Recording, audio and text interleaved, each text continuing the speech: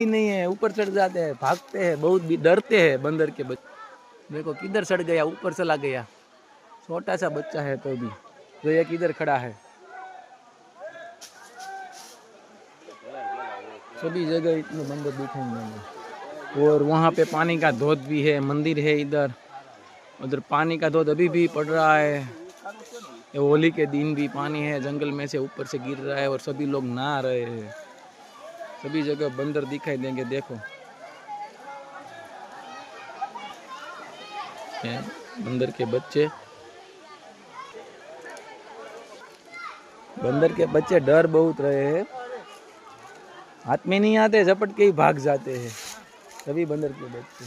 और मैं आया कपोट का बिस्किट का भर के लेके आए, लेकिन सभी बंदर अभी धरा चुके हैं। सभी लोग सुबह में आ गए होते तो सब लोग खाने के लेके आता है सब लोग।